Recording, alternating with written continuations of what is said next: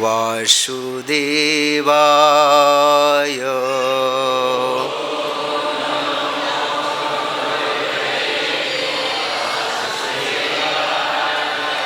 ॐ नमो भगवते वासुदेवाय।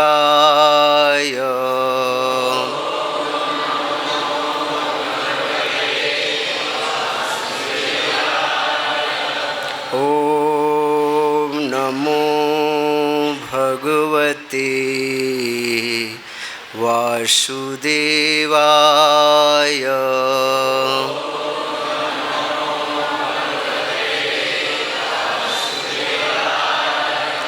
श्रीमद्भागवतम स्कंद 7 अध्याय 14। अध्याय का शीर्षक है आदर्श पारिवारिक जीवन और आज का श्लोक क्रमांक है 24। तयेते श्रेयस काला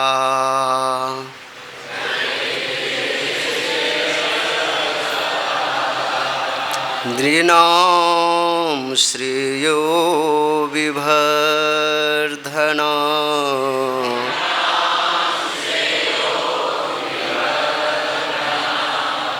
कुर्यात् सर्वात्मनैतेषु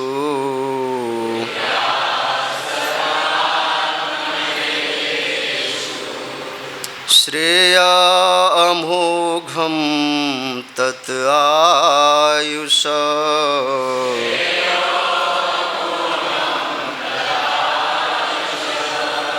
तयेते श्रेयस काला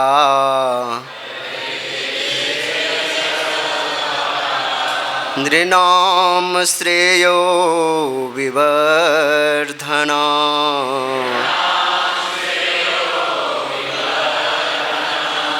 कुर्यात् सर्वात्मनैतेषु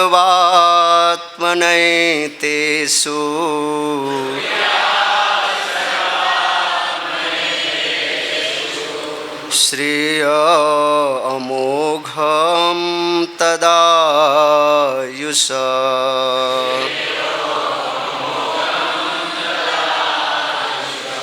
तयेते श्रेयस काला नृणां श्रेयो विवर्धना कुर्यात् सर्वात्मनैतेषु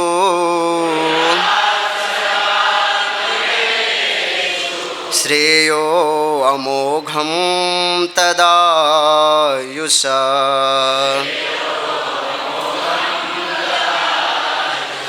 सभी कोई साथ में गाइए। तयेते श्रेयस काला नृणां श्रेयो विवर्धना कुर्यात् सर्वात्मनैतेषु श्रेयो अमोघं तदायुष।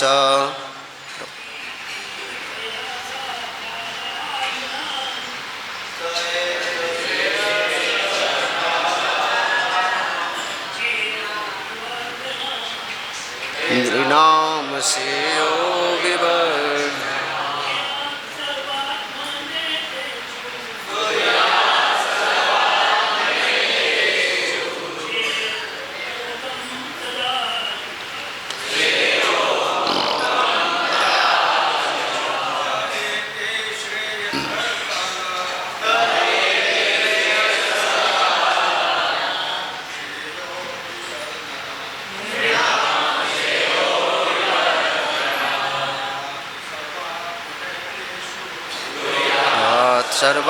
सर्वात्मनैतेषु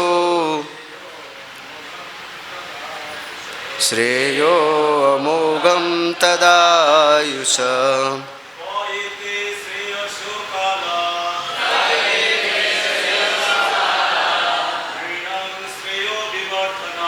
नृणां श्रेयो विवर्धना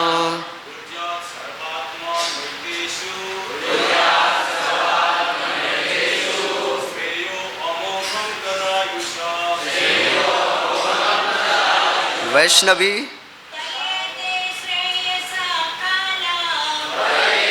श्रेयस काला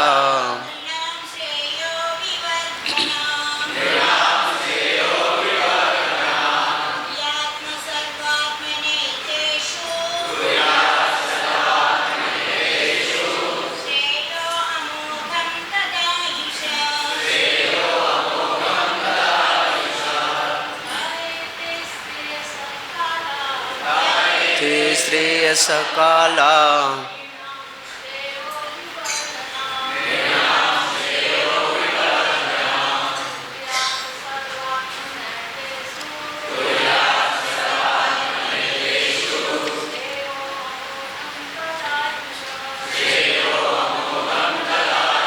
जगत गुरु श्रील प्रभुपाद जी के द्वारा शब्दार्थ अनुवाद और तात्पर्य पढ़ेंगे। ते इसलिए, एते ये सब ज्योतिष संबंधी गणनाएं श्रेयस कल्याण के काला समय नृणाम मनुष्यों का श्रेय कल्याण विवर्धना बढ़ाते हैं। कुर्यात करे सर्व आत्मना अन्य कार्यों से केवल श्राद्ध कर्म ही नहीं, एतेषु इन रीतियों में श्रेय कल्याण करने वाले अमोघम तथा सफलता तत् मनुष्य की आयु का ऋतुओं के सभी काल मानवता के लिए अत्यंत शुभ माने जाते हैं। ऐसे अवसरों पर सभी कल्याण शुभ कार्य किए जाने चाहिए, क्योंकि ऐसे कार्यों से मनुष्य अपने छोटे से जीवन काल में सफलता प्राप्त कर लेता है। तात्पर्य: जब किसी को प्राकृतिक विकास के द्वारा मनुष्य रूप प्राप्त होता है तो उसे और आगे प्रगति करने का उत्तरदायित्व अपने ऊपर ले लेना चाहिए। जैसा कि श्रीमद् भगवद गीता 9.25 में कहा गया है, यान्ति देवव्रता देवान, जो जन देवताओं की पूजा करते हैं वे उनके लोकों को जाते हैं। यान्ति मद्या जिनोपि माम, और यदि कोई श्री भगवान की भक्ति करता है तो वह भगवत धाम वापस जाता है। अतएव मनुष्य जीवन में मनुष्य को कल्याण कार्य करने होते हैं जिससे वह भगवत धाम लौट सके, किंतु भक्ति और भौतिक परिस्थितियों पर आश्रित नहीं है। अहेतुकी और प्रतिहता जो जन सकाम कर्म में लगे हैं उनके लिए उपयुक्त काल तथा वस्तुएं अत्यंत अनुकूल हैं। जगत गुरु श्रील प्रभुपाद की। ओम अज्ञानतिमिरान्धस्य ज्ञानाञ्जनशलाकया चक्षुरुन्मीलितं येन तस्मै श्रीगुरुवे नमः। मूकं करोति वाचालं पंगुं लंघयते गिरिं यत्कृपातमहं वन्दे परमानन्दमाधवं। नमः विष्णुपादाय कृष्णपृष्ठाय भूतले श्रीमते भक्तिवेदांत स्वामिन्निति नामिने। नमस्ते सारस्वती देवे गौरवाणी प्रचारिणे निर्विशेष शून्यवादी पाश्चात्य देशतारिणे। वाञ्छाकल्पतरुभ्यश्च कृपा सिन्धुभ्यैव च पतितानां पावनेभ्यो वैष्णवेभ्यो नमो नमः। हे कृष्ण करुणा सिंधो दीनबंधो जगत्पते गोपेश गोपिका कांत राधा कांत नमस्तुते। महाभाव स्वरूपा त्वं कृष्ण प्रिय वरीयसी प्रेम भक्ति प्रदे देवी राधिके त्वं नमाम्यहम्। गुरुवे गौरचन्द्राय राधिकाय तदालये कृष्णाय कृष्ण भक्ताय तद्भक्ताय नमो नमः। अजानुलंबित भुजो कनकावदातो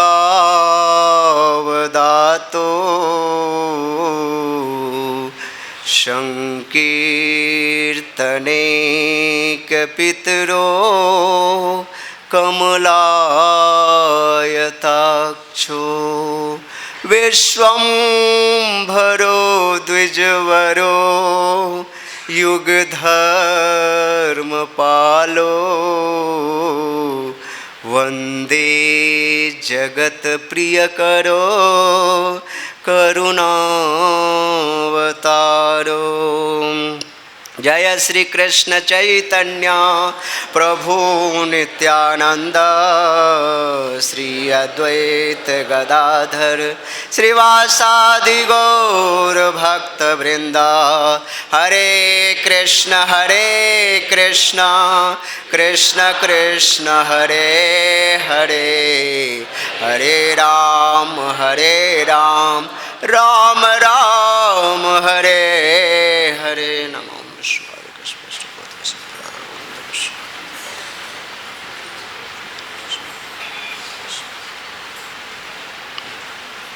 हरे कृष्णा। सर्वप्रथम यहाँ पे उपस्थित श्री श्री राधा श्याम सुंदर गौर निताय से श्री कृष्ण बलराम और श्री श्री वृंदावन धाम और यहाँ पे जितने भी वैष्णव और वैष्णवीगण उपस्थित हैं उनके श्री चरणारविंद में मैं साष्टांग दंडवत प्रणाम करता हूँ और उनसे हृदय से विनती करता हूँ, प्रार्थना करता हूँ जो मुझ पर कृपा बरसाइए ताकि श्रीमद् भागवतम को जो आचार्यों की जो वाणी है साधु गुरु शास्त्र के द्वारा जो सम्मत है ऐसा वाणी मेरे हृदय से मुख से निकले। हरे कृष्णा। तो गत कई महीनों से आप सब भक्तगण श्रीमद् भागवतम के सप्तम स्कंद के 14 अध्याय को आप लोग श्रवण कर रहे हैं। इसमें एक आदर्श पारिवारिक जीवन जो है, आदर्श परिवार कैसा होना चाहिए इसके बारे में वर्णन है। यानी एक एक जो उपदेश है यहाँ का भगवान नारद जी के द्वारा युधिष्ठिर महाराज को जो दिया जा रहा है वो युधिष्ठिर महाराज के लिए नहीं है, हम सब के लिए है। क्यों? क्योंकि हम सब जीवात्मा इस जगत में फंसे हुए हैं। अगर इस आदर्श को पालन करेंगे अपने जीवन में तो हम भगवान के धाम को बड़ी ही आसानी से सहजता से धाम में प्रवेश कर सकते हैं।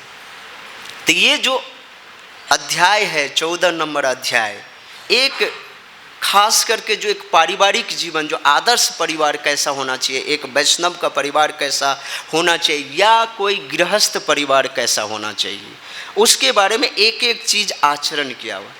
हिजोली ने इस गौर कृष्ण दास गोस्वामी महाराज बात बताते हैं अपने प्रवचन में, जो व्यक्ति को खास करके गृहस्थ भक्त को महीना में कम से कम ये 7वां स्कंद का 14 नंबर अध्याय जो है ना, इसको पूरा पढ़ना चाहिए।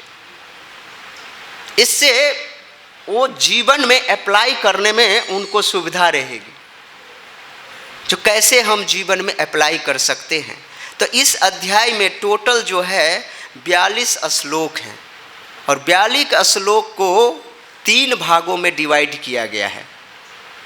1 नंबर से लेकर के 19 नंबर तक का जो श्लोक है ना, वो गृहस्थ धर्म का क्या कर्तव्य होता है, गृहस्थ धर्म कैसे पालन पोषण कर सकते हैं, उसका वर्णन है।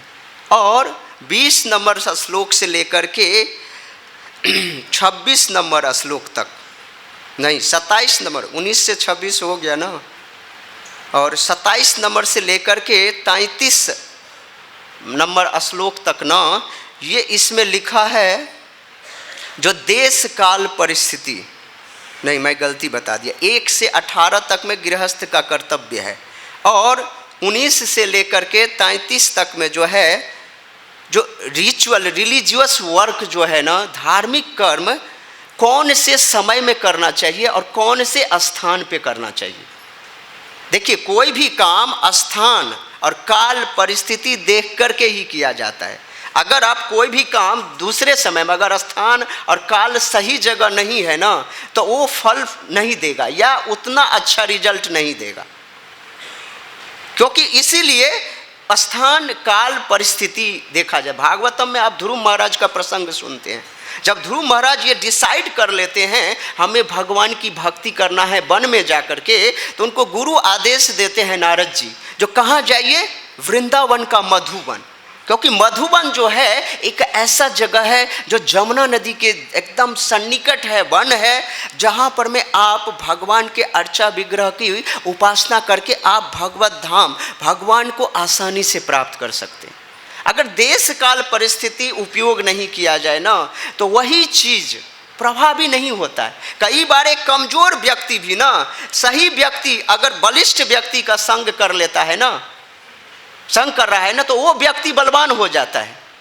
एक बार की बात है, जब भगवान शिव के कंठ में जो है नाग है ना, गरुड़ जी जब शिव जी से मिलने के लिए, विष्णु जी आए थे शिव जी से मिलने के लिए, जब आए तो वो सांप बार बार फुफकार रहा है गरुड़ जी पे। तो गरुड़ जी बोल रहे, बेटा ये तुम्हारा प्रभाव नहीं है, ये प्रभाव है शिव के शरीर का, जहाँ से तुम फुफकार रहे हो। तो ये स्थान काल जो परिस्थिति है ना, काल और समय, काल और देश, कहाँ पे कौन सा चीज़ परफॉर्म करना चाहिए, ये भागवतम में वर्णन है। तो इसमें है 19 से 33, और 19 से 33 को भी 2 भागों में डिवाइड किया गया है। जो 19 से लेकर के 26 तक में काल का विषय है। अभी जो हम सुन रहे हैं ना लगातार, इसमें समय का, कौन से समय में कौन सा रिचुअल वर्क करना चाहिए, जो उत्तरायण में दक्षिणायन वगैरह में, तो ये काल का है। उसके बाद 27 से लेकर के 33 तक में देश का, जो कौन से जगह पे कौन सा चीज़ परफॉर्म करना चाहिए, इसके बारे में वर्णन है। और लास्ट में है 34 से लेकर के 42 तक में, जो भगवान और भगवान के वैष्णव भक्तों के या भगवान के अर्चा विग्रह के पूजा का क्या महत्व है, उसके बारे में लगातार जो है युधिष्ठिर महाराज को बता रहे हैं नारद जी। तो आप सब इस पिछले श्लोक से ये कनेक्टेड है, तभी ये श्लोक ना तो एते श्रेयस, तो इसलिए शब्द तब प्रयोग होता है जब ऊपर कुछ हो गया है ना, सब ऊपर कुछ हुआ है। तो कल हम लोगों ने बहुत श्राद्ध कर्म के बारे में सुने, जो कैसे किस जगह पे कहाँ पे कैसे श्राद्ध कर्म किया जाता है।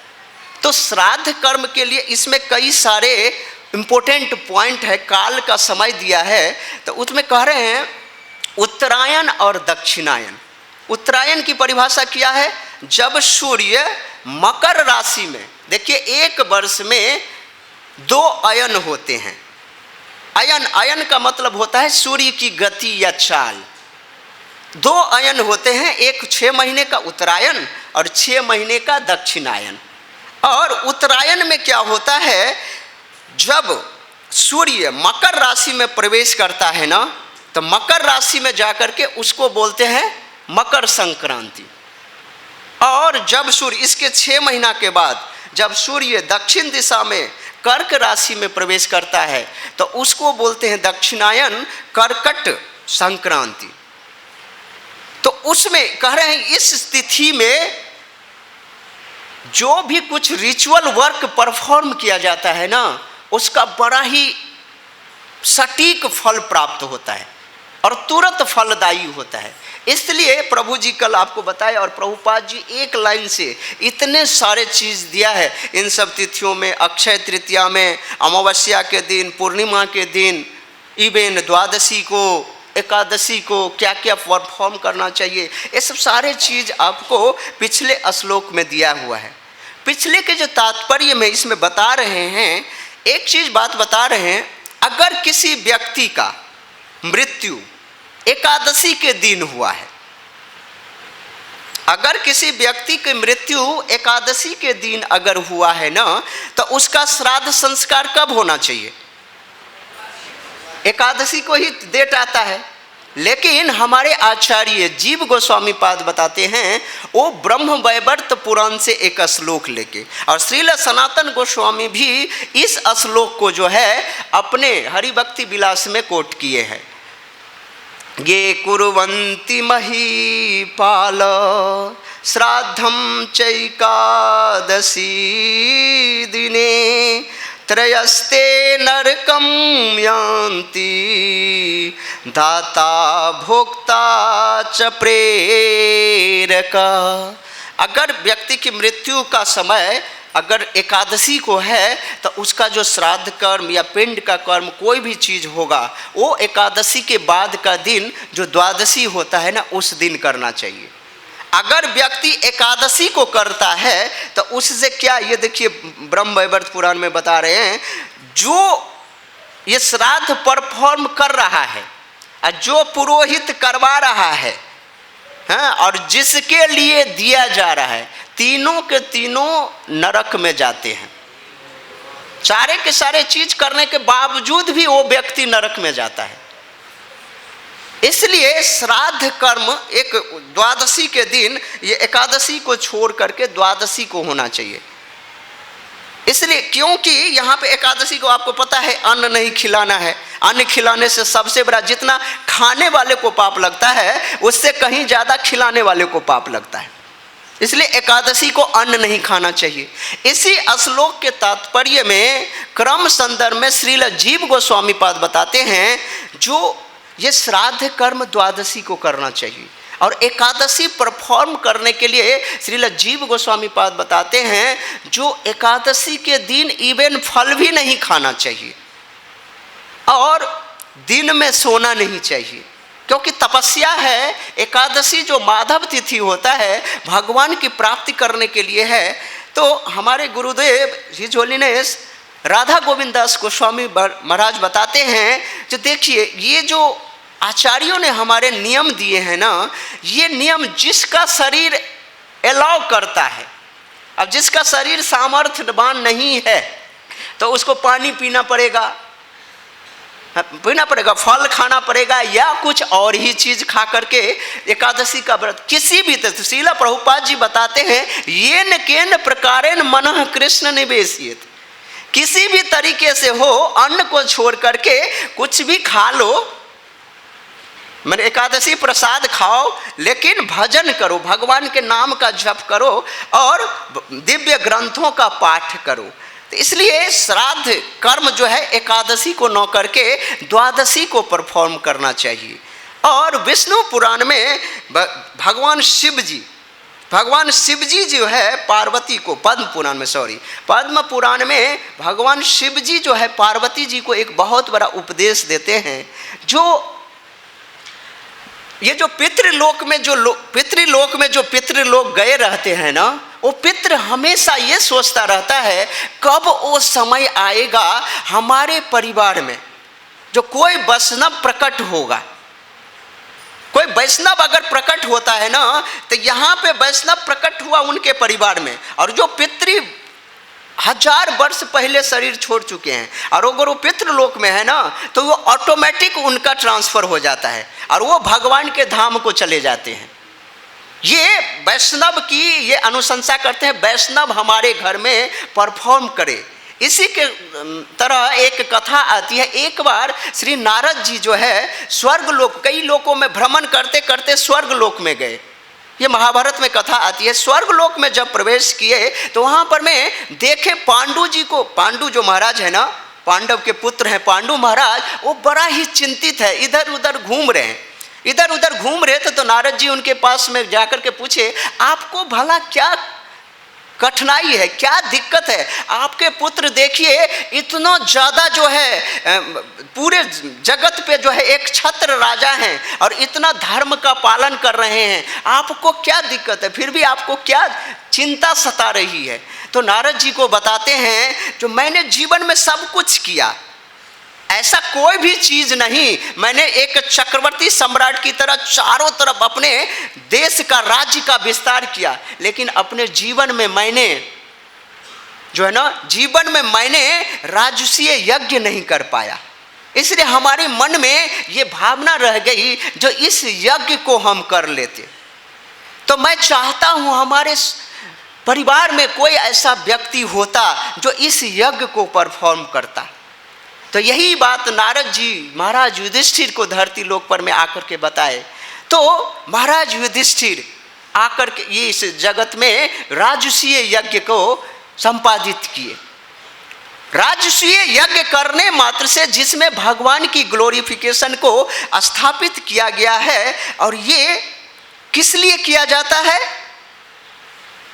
भगवान का ग्लोरिफिकेशन करने के बाद अपने जितने पूर्वज हैं, जो मातृकुल के और पितृकुल के सारे पूर्वजों का उद्धार हो जाता है। इसलिए इस चीज को हमेशा ध्यान में रह करके सोचना चाहिए। यहाँ पर मैं श्रीला प्रभुपाद जी बहुत ही अच्छा चीज बोलते हैं, जो देखिए मनुष्य अपने छोटे से जीवन काल में, मनुष्य का जो जीवन होता है ना, बड़ा ही छोटा होता है, इतना छोटा होता है, इतना छोटा होता है, जो जीवन टलमल, जो जीवन है ना, एक पूर्णी के पत्ता पे जैसे एक बूंद पानी डालो, वो ऑटोमेटिक जो है नीचे गिर जाता है क्षण भर में। इतना क्षण भर के लिए कर मनुष्य जीवन अत्यंत जो है कम साई अल्प आयु है। इसलिए मनुष्य को सोचना चाहिए, हमारा एक एक पल जो है ना, हमारे द्वारा एक एक पल मूल्यवान है, उसको हम कैसे अपना विकास कर सकते हैं। देखिए कोई भी मनुष्य डायरेक्ट भगवान की भक्ति में नहीं नियोजित हो जाता है। यहाँ पर मैं श्रीला प्रभुपाद जी पहला ही परपट का लाइन बोलते हैं, किसी को प्राकृतिक विकास के द्वारा मनुष्य रूप प्राप्त होता है। ये जो 84 लाख योनि है ना, उस 84 लाख योनियों में निम्नतर योनियां पहले उनको व्यतीत करना पड़ता है। मान लीजिए पहले जलचर बनना है, मच्छर बनना है, भालू बनना, ऐसे 84 लाख योनियों में अच्छा कर्म करते करते करते करते जब बहुत पुण्य कर्म इकट्ठा हो जाता है ना, तो 84 लोक में भ्रमण करते करते तब जाकर के व्यक्ति मनुष्य का शरीर प्राप्त करता है। मनुष्य का शरीर तभी क्रमिक विकास करके उसका मनुष्य का शरीर प्राप्त होता है, और तब जाकर के मनुष्य शरीर में आकर के और व्यक्ति अपना एक एक समय अगर भगवान के सेवा में नियोजित नहीं करता, भगवान की भक्ति में नियोजित नहीं करता है ना, तो ये जीवन भी उसका जो है बर्बाद हो जाएगा। यहाँ पे बोल रहे हैं, मनुष्य शरीर पैया राधा कृष्ण नहीं भजिया, जानिया सुनिया विष खैनू। कह रहे मनुष्य शरीर में आकर के अगर आप अपनी मनुष्य शरीर का उत्तरदायित्व तो नहीं निभा रहे हैं ना, तो हमारा क्या होगा? अगला जो जन्म हो जाएगा ना, अगर कुत्ते वाला काम कर रहे हैं तो कुत्ते की वृत्ति में चले जाएंगे, कुत्ता की योनि में चले जाएंगे। इसलिए मनुष्य शरीर पा करके, मनुष्य का शरीर भगवान ने हमें क्यों दिया है? हाँ, मनुष्य जन्म किस लिए हमें प्राप्त हुआ है? किसी विशेष उद्देश्य से। भगवान भगवत गीता के 10वें अध्याय में बताते हैं, जो हमने मनुष्य जन्म दिया है, तो उसको किसी विशेष उद्देश्य को प्राप्त करने के लिए। भागवतम के 11वें स्कंद के 8वां अध्याय का 10वां नंबर श्लोक में अवधूत ब्राह्मण की कथा आती है। अवधूत ब्राह्मण जो है महाराज यदु को एक बहुत ही अच्छा उपदेश देते हैं। कह रहे अवधूत अनुभ्यश्च महद्भ्यश्च शास्त्रेभ्य कुशलो नर सर्वत्र सारमाद्यद्यात् पुष्पेभ्य इव षट्पद। जैसे मधुमक्खी, मधुमक्खी देखिए, मक्खी दो प्रकार का होता है। एक मक्खी जो गंदे जगहों पे बैठ करके गंदा गंदा चीज, इस गंदा चीज पे बैठा और इस गंदा से दूसरा गंदा चीज पे बैठा और दूसरा गंदा चीज से तीसरा गंदा चीज पे बैठा, एक मक्खी वो है। और फिर आपके शरीर में आ जाएगा, फिर आपके भोजन में बैठ जाएगा, आपके भोजन को भी कंटेमिनेट करे। एक मक्खी होता है। एक मक्खी मधुमक्खी होता है जो डिफरेंट टाइप्स के फ्लावर्स में जाकर के उसका फूल एक एक चीज रस चुनता है, वहाँ से मधु को एकत्रित करता है। तो हमें इसी मधुमक्खी की तरह बनना चाहिए। कई वैष्णव ऐसे भी होते हैं ना, प्रभु जी उनके घर में ये हो गया, उनके साथ ये हादसा हो गया, उनकी बातें गलती बातें दूसरे वैष्णव को बता देगा और दूसरे वैष्णव की बातें फिर तीसरी वैष्णव को बता देगा। ऐसा मक्खी नहीं बनना है हमें, समझे ना। किसी वैष्णव की बातें अगर बुराई किए बातें अगर अपने मुंह से किसी को बोलते हैं ना तो इसमें हानि अपना ही होता है, अपना ही हानि होगा। इसलिए हमें ऐसे मधुमक्खी की तरह होना चाहिए, ऐसा वैष्णव बनना चाहिए जो एक एक वैष्णव के अंदर में क्या गुण है उसको लेकर के अवगुण को छोड़ करके, जैसे फूल करे अनुभ्यस्य महद्भ्यस्य, जैसे छोटे फूलों में बड़े फूलों में जाकर के ये मधुमक्खी क्या करते हैं, एक एक चीज रस चुन लेते हैं, जिसमें रस है मधु है उसको चुन लेते हैं। ऐसे ही कह रहे हैं कुशल नर, ये अवधूत ब्राह्मण कहते हैं, हे राजा यदु, जो इस जगत के जो एक कुशल मनुष्य होता है ना, वो इस जगत में कितने लाखों शास्त्र हैं, तो लाखों शास्त्र का क्या निचोड़ है और इस जगत का नाम रूप गुण लीला में भगवान का नाम ग्राह्य है, भगवान का नाम कलयुग में लेना सबसे उपयुक्त है। तो ऐसे सार वस्तु को निचोड़ करके एक कुशल व्यक्ति जो है इस जगत में उसको परफॉर्म, वो सार वस्तु लिया और उस सार को जो है इस जगत में वो परफॉर्म करने का प्रयास करता है, समझ रहे हैं। पर एक एक चीज परफॉर्म कर रहा है और उसके बाद ये सार वस्तु लेकर के एक एक चीज को अपने जीवन में अप्लाई करके और कैसे जीवन को एक एक समय व्यतीत किया जाए। मनुष्य अगर एक पल भी अपना समय व्यर्थ में गवा दिया, कृष्ण का भजन नहीं किया, देखिए always remember Krishna never forget Krishna, ये गौड़ीय वैष्णव की फिलॉसफी है। ये गौड़ीय वैष्णव की फिलॉसफी कहाँ से आई? विष्णु पुराण में ये एक श्लोक आता है, सहानिस्तन महच्छिद्रम समोहो सच विभ्रम यन्मुहूर्तम क्षणमापि वासुदेवम न चिंतयेत। कह रहे हैं अगर मनुष्य अपने जीवन का एक क्षण भी भगवान श्री कृष्ण वासुदेव श्री कृष्ण का चिंतन नहीं करने में बिताता है ना, तो कह रहे हैं वो व्यक्ति क्या करता है, अपना जीवन का सबसे बड़ा हानि कर रहा है, अपने जीवन में सबसे बड़े भ्रम में है वो व्यक्ति। और सबसे बड़ा व्यक्ति कि वो विडंबना है जो मनुष्य शरीर को प्राप्त करके और मनुष्य का शरीर में आकर के भगवान का भजन न करके किसी और का भजन करने में लग जाता है, किसी और की जो है पीछे लगा रहता है, उससे उसका कुछ भी नहीं हो सकता है। क्योंकि मनुष्य को सोचना चाहिए उसका एक एक पल, एक निर्धारित समय जो ब्रह्मा जी के द्वारा दिया गया है, एक एक पल भगवान की सेवा में नियोजित करें। ये भागवतम में ये सुखदेव गोस्वामी परीक्षित महाराज को बताते हैं, जो दूसरा स्कंद का 3 अध्याय का 17 नंबर श्लोक। देखिए हम लोग सूर्य चंद्र से कितना फायदा लेते हैं। ये सूर्य चंद्र भगवान ने क्यों नियोजित किया है? ये काल का चक्र है। सूर्य चंद्र की गणना के अनुसार ही सारे का सारा ज्योतिष और काल चक्र का निर्माण होता है। ये आयन, ये जो अभी आपने उत्तरायण दक्षिणायन, ये सब जितने भी चीज़ है ये सूर्य की गति, चंद्र की गति की चाल से होता है। तो कह रहे ये मनुष्य, ये सूर्य और चंद्र हमारे जीवन में क्या करता है इसको समझिए। आयु हरति वै पुंसाम आयु हरति वै पुंसाम उद्यत अस्तम च यन्नसो तस्यर्ते यल्लक्षणो नीत उत्तम श्लोक वार्तया। ये सूर्य जब उदय होता है ना, सूर्य उदय और अस्त होने से व्यक्ति की आयु क्षण क्षण भर वो लेता रहता है। व्यक्ति के जो आयु निर्धारित है ना ब्रह्मा जी के द्वारा, उस आयु को ग्रहण कौन छीन रहा है? उद्यत अस्तम। और उद्यत होता है, उदित होता है सूर्य, और अस्त होता है। एक दिन उदित हुआ, अस्त हुआ, इससे मनुष्य की आयु छीन हो गया। अब अगर व्यक्ति उसको उद्यत अस्तम यनसु अगर जो व्यक्ति इस सूर्य का उदय हुआ, अस्त हुआ और भगवान का नाम नहीं लिया, तो कह रहे हैं किस व्यक्ति की आयु को हरण करता है? सुखदेव गोस्वामी पाद परीक्षित महाराज को बताते हैं वो उस व्यक्ति, ये सूर्य और चंद्र उसी व्यक्ति की आयु को हरण करता है जो भगवान के भजन करने में अपने मन को नहीं लगाता, भगवान के ना उत्तम श्लोक वार्तया, भगवान की लीला कथा में अपने जीवन को नहीं लगाता।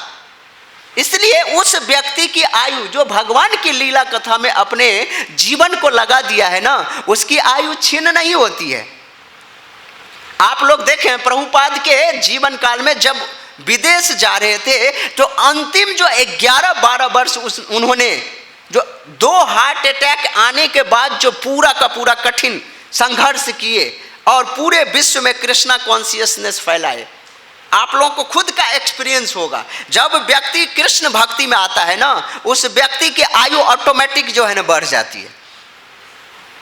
मैंने बहुत ऐसे व्यक्ति को देखा है ना, एकदम जर्जर स्थिति में रहता है, और जैसे ही भगवान की भजन करना शुरू करता है ना, उसके शरीर में ग्लो आ जाता है, उस व्यक्ति में कई बीमारियां कम हो जाती है और वो व्यक्ति की आयु बढ़ जाती है। पहले परेशान क्यों? व्यक्ति जैसे भगवान का भजन करता है, श्रील प्रभुपाद की भी स्थिति अंतिम समय में यही हो गई, लेकिन भगवान ने एक्स्ट्रा जो है उनको उम्र दिए और पूरे जगत में आज जो है कृष्ण भक्ति का प्रचार श्रील प्रभुपाद जी के माध्यम से हो रहा है। ये भगवान कृष्ण, क्योंकि नाम के शरण में जो होते हैं, जो भगवान के शरण में होते हैं ना, वो व्यक्ति इस जगत में दूसरे को भी भक्ति में लगा देता है और अपने आप को भी भक्ति में लगाता है। अपने आप को तो भक्ति में लगाता ही लगाता है और दूसरे को भी जो है ना भक्ति में लगा देता है। और यहाँ पे एक बहुत ही अच्छा चीज़ है, जैसे प्रभुपाद जी बताते हैं क्रमिक विकास से व्यक्ति का जो है यहाँ पे उत्थान होता है, कोई डायरेक्ट कृष्ण भक्ति में नहीं आ जाता है। तो यहाँ पे प्रभुपाद जी बता रहे हैं व्यक्ति के लेवल के अनुसार ना। एक बार हमारे गुरुदेव हिजुलिनेस राधा गोविंद दास गोस्वामी महाराज से वो भुवनेश्वर में कथा कर रहे थे, और भुवनेश्वर में 2008 की बात है शायद, एक भक्त नहीं था, प्रश्न जो पूछ रहे हैं भक्त नहीं था, वो प्रश्न पूछे जो, क्योंकि गुरु महाराज जो कथा कर रहे थे वो बता रहे थे जो कृष्ण की भक्ति सर्वश्रेष्ठ है। हमें देवी देवताओं के समय इस जगत में एकले ईश्वर कृष्ण आर सब भृत्य, कृष्ण ही भगवान है, ईश्वर परम कृष्ण सच्चिदानंद विग्रह भगवान श्री कृष्ण हैं, उनकी उपासना करनी चाहिए। किसी देवी देवता के शरण में या किसी और की उपासना एक वैष्णव के लिए शोभनीय नहीं होता। जो देवी देवता के शरण में जाते हैं उनकी बुद्धि मति मारी गई है। एक जब प्रवचन खत्म हो गया तो एक व्यक्ति ने प्रश्न पूछ दिया, जो हे महाराज आपके मुख से अभी मैं सुना जो कृष्ण ही सर्वे सर्वा है, तो कृष्ण की भक्ति करना चाहिए और देवी देवता, इतने सारे वेद पुराण शास्त्र जो देवी देवता दुर्गा की, शिव की, कई सारे ग्रंथ, इनकी उपासना, पितृ की उपासना करना ये किस लिए है, इनकी बड़ाई क्यों कर रहा है? तो गुरु महाराज बता रहे हैं इसके आंसर्स में, जो व्यक्ति जिस समय में जिस स्तर पे होता है ना, उस स्तर के मुताबिक उस व्यक्ति को उनकी उपासना करनी चाहिए। अब मान लीजिए कोई ऐसा व्यक्ति है जो बहुत ही गर्हित निंदनीय पाप कर्म किया है, कितना भी जाकर के उनको प्रवचन करो और अभी वो भगवान की सत्ता को भी नहीं मानता, देवी देवता के भी शरण में नहीं है, और उस व्यक्ति को भगवान कृष्ण की जाकर के फिलॉसफी समझाओ ना, तो कृष्ण की भक्ति नहीं करेगा। और उसको अगर आप बता दोगे जो भाई देवी देवता के शरण में नहीं जाना चाहिए, भगवान की ही शरण में जाना चाहिए, तो वो व्यक्ति और डाइवर्टेड हो जाएगा। इसलिए व्यक्ति जिस कह रहे हैं उसका जो स्तर है ना, लेवल है ना, जिस लेवल पे व्यक्ति की चेतना रहती है ना, उस लेवल पे जाकर के वो व्यक्ति उस समय में देवी देवता की या पितर की या किसी और की उपासना करता है। यहाँ पर मैं श्रील प्रभुपाद जी भगवत गीता के 9.25 नंबर श्लोक का यहाँ पर मैं कोट करे यान्ति देवव्रता देवान पितृयान्ति पितृव्रता भूतानि यान्ति भूतेज्या यान्ति मत याजिनापि माम। कह रहे हैं यान्ति देवव्रता देवान।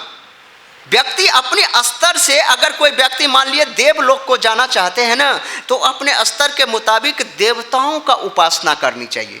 देवताओं का उपासना करने से व्यक्ति देवलोक को जाता है। अगर पितरों की उपासना कोई व्यक्ति अगर करेगा ना, तो वो पितर लोक को जाता है। अगर कोई व्यक्ति करे भूतानि यान्ति भूतेज्या, जो भूत प्रेत के उपासक, बहुत लोग हैं ना भूत प्रेत के उपासक होते हैं, अगर वो भूत प्रेत के उपासक बनेंगे ना, तो वो भूत लोक को जाएंगे। इसलिए भगवान बोल रहे हैं जो किसकी उपासना, यान्ति मत याजना अपि माम। भगवान कृष्ण बोल रहे हैं व्यक्ति की यही एक धर्म बनता है, वो भगवान कृष्ण की उपासना करनी चाहिए, तभी वो हमारे लोक में आएगा। और सब लोकों में जाकर के, इवन ब्रह्मा भी ब्रह्म लोक में जाकर के उनका क्या होता है, जब पुण्य खत्म हो गया तो ब्रह्म लोक से जाकर के वहाँ से ब्रह्म में जाकर के मिलता, वहाँ से जाकर के फिर से उनको नीचे आना पड़ता है। इसलिए व्यक्ति को ऐसा काम करना चाहिए, जो भगवान के धाम में जो व्यक्ति एक बार चला गया ना, तो यद गत्वा न निवर्तन्ते तद्धाम परमम। जहाँ भगवान के धाम में पहुँच जाने के बाद वहाँ से व्यक्ति फिर नीचे नहीं गिरता। इसलिए व्यक्ति को भगवान की उपासना करनी चाहिए। यहाँ पर मैं बोल रहे हैं ना अन्य धर्म, मैंने यहाँ पर मैं तो बहुत सारे श्राद्ध कर्म आपने सुना इस शुभ समय में। अब यहाँ पे ये जो इस नंबर 24 नंबर में श्लोक में ना बता रहे हैं, जो शुभ कर्म क्या, मैंने सर्वात्मना, ये जो श्रेय कर्म, ये श्राद्ध अन्य कार्यों से, केवल श्राद्ध कर्म ही नहीं, अन्य जितने भी कार्य है ना उसको भी करने से यहाँ पे इसका फल मिलता है इन सब समय में। तो कृष्ण भक्ति देखिए बड़ा ही दुर्लभ है। कोई व्यक्ति लगातार एक ही समय में कृष्ण भक्त नहीं आ जाएगा। पहले देवताओं की उपासना करेगा, देवताओं की उपासना करने के बाद उनका जब लेवल ऊपर आएगा, जब पुण्य बहुत इकट्ठा हो जाएगा, किसी वैष्णवों की कृपा मिलती है, तब जाकर के व्यक्ति अंत में आकर के भगवान राधा कृष्ण का भजन करता है। रजोगुण, तमोगुण, रजोगुण और सतोगुण, इसे क्रमिक विकास करके व्यक्ति जो है ऐसे आता है। आप लोगों ने देखा भी होगा, आप लोगों को जिंदगी में भी ऐसा हुआ होगा। एक बार श्रील सनातन गोस्वामी पाद, ओ यार समय नहीं है, श्रील सनातन गोस्वामी पाद एक बार बताते हैं। सनातन गोस्वामी पाद आप लोग यहाँ पे राधा मदन मोहन के भजन करते हैं। तो एक भगवान शिव के उपासक थे जो काशी में भगवान शिव की उपासना किए। भगवान शिव जब प्रसन्न हो गए ना, तो उनको बोले धन चाहिए मुझे। तो धन चाहिए तो भाई मेरे पास तो धन नहीं है, मैं तो अपना भी घर नहीं बनाया। धन लेना है तो यहाँ से वृंदावन चले जाओ। अब वृंदावन में एक महात्मा है सनातन गोस्वामी, उनके पास बहुत बड़ा धन है, उनसे जाकर के ले लो। वो जब उनके पास आते हैं, श्रील सनातन गोस्वामी को प्रणाम करके बोलते हैं भगवान शिव मुझे भेजे हैं। तो अगर धन चाहिए तो मेरे पास तो कोई ऐसा धन तो है नहीं। तो फिर उनको याद आया यार ये डस्टबिन में जो है पारस मनी है, तो पारस मनी उनको दे देते हैं, करे ये ले लो पारस मनी। पारस मनी लेकर के वो व्यक्ति ब्राह्मण चला जब जाता है तो दूर जाकर के सोचता है यार पारस मनी को ये गोस्वामी जो है डस्टबिन में डाले हुआ है, इसका मतलब है इसका कोई वैल्यू नहीं है उनके लिए, इनसे ऊपर कोई अच्छी वैल्यू का चीज़ है उनके पास, तभी तो इनको फेंके। तो फिर यू टर्न ले लिया, और यू टर्न लेकर के जब सनातन गोस्वामी के पास आए तो कह रहे हैं आपके पास इस पारस मणि से उत्कृष्ट वस्तु है, ज़्यादा मूल्यवान चीज़ है। कह रहे है तो सही, लेकिन वो चाहिए मुझे। भगवान शिव तो वो बोले वो लेने के लिए। तो कह रहे इसको पहले जमुना जी में फेंको। तो जमुना जी में फेंक जब दिए तो उसके बाद हरे कृष्ण कृष्ण कृष्ण हरे हरे, हरे राम राम राम हरे हरे। ये कथा हम इसलिए बता रहे हैं, पहले भगवान शिव की उपासना की। शिव की उपासना से भगवान शिव इतना प्रसन्न हो गए, जो वो किसकी उपासना करने लग गए अब? भगवान कृष्ण की उपासना, क्योंकि भगवान शिव किसकी उपासना करते हैं? स्वयं बलराम शंकरसन जी की उपासना करते हैं। और शंकरसन बलराम कौन है? स्वयं कृष्ण, कृष्ण के ही पूरे 100 अंश हैं। इसलिए मैं अपना भी एक निजी एक्सपीरियंस शेयर करता हूँ। मैं भी पहले कृष्ण भक्ति, राधा कृष्ण की भक्ति से पहले भगवान शिव देवी देवता की बड़ी उपासना करता था। कई घंटों लोग, हमारे घर के लोग ब्रह्म मुहूर्त में उठ करके हरिनाम जपता था। मैं ब्रह्म मुहूर्त में उठ करके 3 बजे जगने का आदि मैं बचपन से हूँ, है ना, जब स्टूडेंट लाइफ में था उसी समय से। तो कह रहे हैं जो सवेरे जग करके हनुमान चालीसा, सरस्वती चालीसा, लक्ष्मी चालीसा, बृहस्पति का चालीसा, बृहस्पतिवार को व्रत, और भगवान शिव की उपासना सोमवार को, उसमें पंचगव्य द्रव्य पदार्थ से भगवान शिव की उपासना करना, ऐसे कई वर्षों तक किया। और कई वर्षों तक करने के बाद तब जाकर के हमें एक वैष्णव श्रील प्रभुपाद के इस बोट में ला करके रख दिए। और श्रील प्रभुपाद के बोट में जब से आए तो मुझे जो श्रील प्रभुपाद के बोट में आने के बाद यहाँ जो समुद्र को तैरने का एक अलग अनुभव हुआ ना, एक अलग रस की जो प्राप्त हुई ना, तो ये नीचे जितने रस मिल रहे थे ना अभी तक देवी देवताओं की उपासना करना, कहाँ गया हनुमान चालीसा, लक्ष्मी चालीसा, पता नहीं। वो सब भगवान कृष्ण की भक्ति अंततो गत्वा, भगवान श्री कृष्ण की भक्ति व्यक्ति में तब आता है जब व्यक्ति किसी या तो भगवान की सेवा करेगा या तो भगवान के शुद्ध वैष्णवों की कोई अगर सेवा करता है। क्योंकि ये जन्म जो है ना, कृष्ण भक्ति बड़ा दुर्लभ है। ये बात बता रहे हैं, ये बृहद नारदीय पुराण में सनत कुमार जी, जो सनत कुमार हैं, चतुष्कुमार, वो नारद जी को प्रवचन देते हैं और उसमें बताते हैं जन्म कोटि सहस्रेषु पुण्यम यही समुपर्जितम तेषां भक्तिर्भवेत् शुद्धा देव देवे जनार्दने सुलभम जाह्नवी स्नानम तथैवा तिथि पूजनम सुलभा सर्वयज्ञश्च विष्णु भक्ति सुदुर्लभा। कह रहे हैं देखिए, आप यज्ञ कर सकते हो, हाँ, यज्ञ सुलभ है, हाँ, आप गंगा में स्नान कर सकते हो, सारे तीर्थ कर सकते हो, सारे अतिथियों की पूजा आप आसानी से कर सकते हो। कह रहे करोड़ों करोड़ों जन्म पुण्य कर्म करके जब व्यक्ति, जो बहुत कह रहे ना, जन्म कोटि सहस्रेषु पुण्य, यही करोड़ों करोड़ों जन्मों का जब पुण्य कर्म किया रहता है ना, उस पुण्य कर्म जब इकट्ठा हो जाता है ना, समुपार्जितम, वो इकट्ठा होकर के क्या होता है?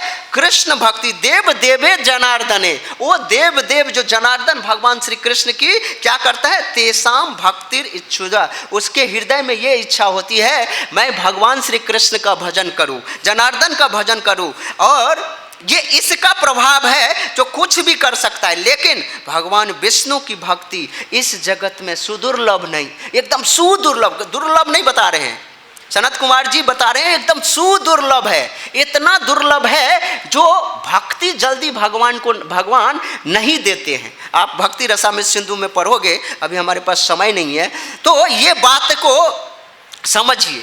कह रहे हैं शुद्ध भक्ति या तो भगवान स्वयं दे सकते हैं, या भगवान के शुद्ध वैष्णव भक्त जो है ना, उनके अगर हम सेवा करते हैं ना, तो कृष्ण भक्ति आसानी से डायरेक्ट भी आ सकता है। कैसे आता है?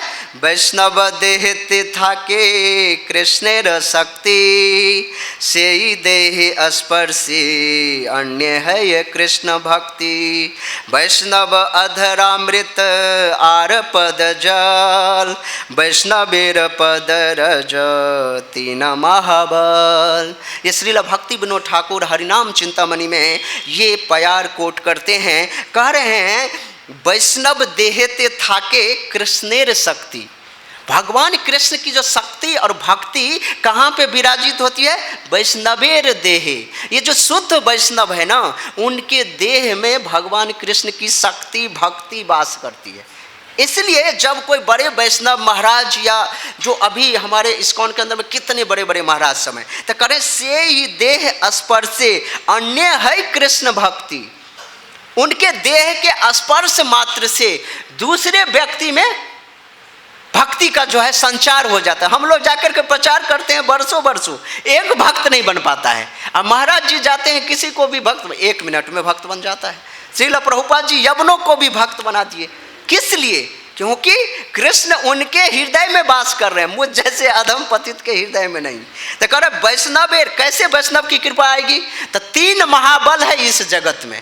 कह रहे वैष्णव अधरामृत, वैष्णव जो खा लिए उसका उचिष्ट अगर ग्रहण करते हैं, अगर जो बड़ा ही दुर्लभ है, अगर मिल गया उसको बड़ा ही आदर से ग्रहण करने से, और एक चीज वो, और आर पद जल, अगर वैष्णव का जो पद जल है उनको ग्रहण करने से, और वैष्णव का जो पद रज है, वैष्णव जिस भूमि पे चलते हैं और जमीन पे जो रज है उसको अपने सिर पे लगाना चाहिए। ये 3 काम करने से, वैष्णव की सेवा करने से, वैष्णव के मुख से जो भी इंस्ट्रक्शंस निकलते हैं गुरु के मुख से, वैष्णव के मुख से, जो शुद्ध भक्त हैं उनको लेने से हमारा जीवन जो है सफल हो जाता है। कृष्ण भक्ति आसानी से कर सकते हैं। करे अन्य कर्म केवल और केवल भक्ति, भक्त्या माम अभिजानाति भक्त्याम एवं ग्राह्य। भगवान श्री कृष्ण एकादश स्कंद में बताते हैं, और 18 चैप्टर में 18.55 भगवत गीता में भी इस बात को बताते हैं, भक्त्या अहम एक्य ग्राह्य। मैं केवल व्यक्ति के द्वारा जो भक्ति से जो संपादित किया गया चीज़ है ना, उसी को मैं ग्रहण करता हूँ, और भक्ति से ही कोई व्यक्ति हमें जान सकता है। दूसरा कोई कर्म कांड, ध्यान कांड, योग कांड, उपासना कांड वैसे करने से नहीं होता। इसलिए भगवान का नाम, कलयुग सिर्फ नाम आधारा, जपत जपत नर उतरत पारा। करे हरे नामस्या शक्ति पाप निर्हरने दुजा, ताबत कर तू समर्थो न पातकम पात की जन। ओनली 5 मिनट्स करें हरे नाम। देखिए व्यक्ति को बता रहे हैं, व्यक्ति जो हरि नाम लेता है ना, हरि नाम में ये बात बता रहे हैं, जो गरुड़ जी ये विष्णु जी को बताते हैं, जो भगवान का जो हरि नाम जपता है ना, हरि का नाम जो हरि नाम में इतनी पावर है, इतनी पावर है, इतनी शक्ति है ना, जो पाप करने वाला व्यक्ति में इतनी सामर्थ्य नहीं है जितना वो पाप कर सकता, उससे कहीं ज्यादा पापों को समन करने की शक्ति किस में है? हरि नाम में। एक हरि नाम केवल और केवल व्यक्ति के जो है इतने पाप ध्वस्त कर देते हैं, जो व्यक्ति उतना पाप नहीं कर सकता। विष्णु पुराण के पाताल खंड में एक कथा आती है राजा जनक की। राजा जनक एक बार ऊपर के लोक को जा रहे थे, और ऊपर के लोक को जाते जाते एक बार नरक लोक आ गया। नरक लोक में बड़ा ही चिल्लाहट कोलाहट हो रहा था। तो बोले भैया नरक लोक में ऐसा क्या हो रहा है जो इतनी वेदना लोग सह रहे हैं? तो नरक लोक में गए। नरक लोक में देख करके देखे जो व्यक्ति की हालत इतनी खराब है, इतनी त्रस्त है, तो करें कैसे इसका उद्धार होगा? तो यमराज जी बोलते हैं जो इनकी स्थिति तभी ठीक होगा जब कि कोई व्यक्ति अपने मुंह से, जिह्वा से एक बार हरि नाम लिया है, भगवान का नाम लिया है, वो अपने नाम का एक फल अगर इनको दे देगा ना, तो सारे के सारे जीवात्मा जो है धाम को चले जाएंगे, उच्च लोक को चले जाएंगे। और तब जो है राजा जनक ने ये अल्टीमेटम साइन किया, जो मैं अपने एक नाम का प्रभाव जो है इन सारे लोगों को दे रहा हूं, कि तुरंत ऐसे साइन करने मात्र से ही जो है सारे के सारे पाप योनि में जो वहां पे था, सारे के सारे अपने लोक में चले गए। अपने जहाँ जहाँ से वो लोगों का आगमन हुआ था, अच्छे लोक में, उच्च लोकों में थे। हरिनाम में इतनी शक्ति है। हरिनाम अगर व्यक्ति मनुष्य का शरीर पा करके हरि का नाम नहीं लेता है ना, तो उसका जीवन वो ऐसा अधूरा है ना, ऐसा अधूरा जो कुछ भी नहीं। चाहे वो कितना अमीर हो जाए, कितना एजुकेशन प्राप्त कर ले, कितना सौंदर्यवान हो जाए, और व्यक्ति हरि का नाम नहीं लिया ना, तो फिर कुछ भी नहीं कर सकता है। अमृत है हरि नाम जगत में, अमृत है हरि नाम जगत में, इसे छोड़ विषय विष पीना क्या, हरि नाम नहीं तो जीना क्या, हरि नाम नहीं तो जीना क्या। हरि नाम इस जगत में अमृत के साथ तुलना की गई, लेकिन अमृत तो बहुत तुच्छ वस्तु है, बहुत प्राकृतिक तुच्छ वस्तु है। हरि का नाम एक ऐसा नाम है जिसको व्यक्ति पकड़ लिया ना, जो व्यक्ति ना, उसका जीवन ऐसा सफल होगा, ऐसा सफल होगा, जो फिर इस धरती अपने जन्म मृत्यु के चक्र से व्यक्ति को अगर निकालना है अपना समय, तो केवल और केवल हरि का नाम, हरेर नामैव केवलम। वांछाकल्पतरुभ्यश्च कृपा सिंधुभ्यश्च च पतितानां पावनेभ्यो वैष्णवेभ्यो। हमारे मुख से अनंत गलतियां हुई होंगी तो उनको क्षमा करिएगा। हरे कृष्ण।